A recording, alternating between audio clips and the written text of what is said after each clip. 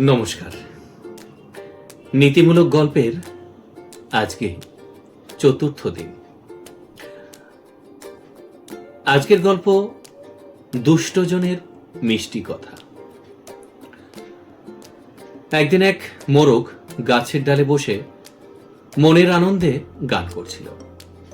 মোরগের গান শুনে এক শিয়াল লোভে লোভে সেই গাছতলায় এসে দাঁড়ালো। মোরগের দিকে তাকিয়ে শিয়াল বলল, মোরগ ভাইয়া, সুপ্রভাত। তোমার সঙ্গে দেখা হয়ে ভালোই হলো। সুখবরটা শুনতে পেয়েছো তো?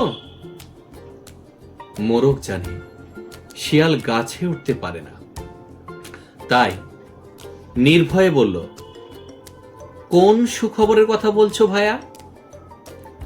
শিয়াল অবাক হয়ে বলল, সে কি, তুমি কিছুই শোনোনি দেখছি। বনের পশু পাখিরা মিলে শপথ নিয়েছে তারা আর কেউ কাউকে হিংসা করবে না,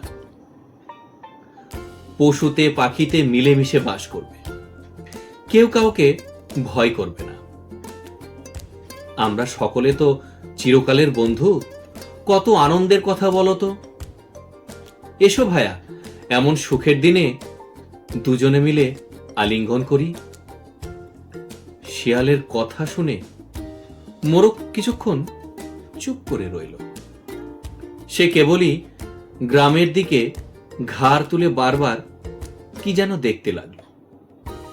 শিয়াল মোরগকে বলল, নেমে এসো ভাইয়া, তুমি অমন করে কি দেখছো ওদিকে? মোরগ বলল, গ্রামের একদল কুকুর এদিকেই ছুটে আসছে, তাই দেখছি। ওরাও নিশ্চয়ই সুখবরটা পেয়ে যাবে, তাই আনন্দ করতে করতে তারা এদিকেই আসছে। এ কথা শুনে শিয়াল ব্যস্ত হয়ে বলল, আজ চলি ভাই, একটা জরুরি কাজের কথা হঠাৎ মনে পড়ে গেল, পরে আরেকদিন কথা হবে। মোরগ বলল, ও কি শিয়াল ভাইয়া, কুকুরদের নাম শুনে ভয় পেলে মনে হচ্ছে? ভয় কি, কুকুরেরাও নিশ্চয় তোমার মতো হিংসা ত্যাগ করেছে। শিয়াল বলল, না ভাই মোরগ, কুকুরদের বিশ্বাস নেই।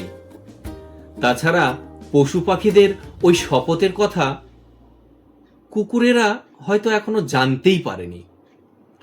শিয়াল এই বলে লেজ গুটিয়ে দৌড়ে গেল সেখান থেকে। নিশ্চিন্ত হয়ে মোরগ আবার গান ধরল। আজকের নীতি কথা হলো যে দুষ্টজনের মিষ্টি কথায় ভুলতে নেই। তো আজকের এই নীতিমূলক গল্প এখানেই সমাপ্ত। গল্পটি কেমন লেগেছে অবশ্যই কমেন্টে জানাবেন, এবং ফেসবুক এবং ইনস্টাগ্রাম ফলো করবেন। এছাড়া ইউটিউব চ্যানেল সাবস্ক্রাইব করে আমার এই ছোট্ট উদ্যোগকে সাফল্যমণ্ডিত করে তুলবেন। নমস্কার।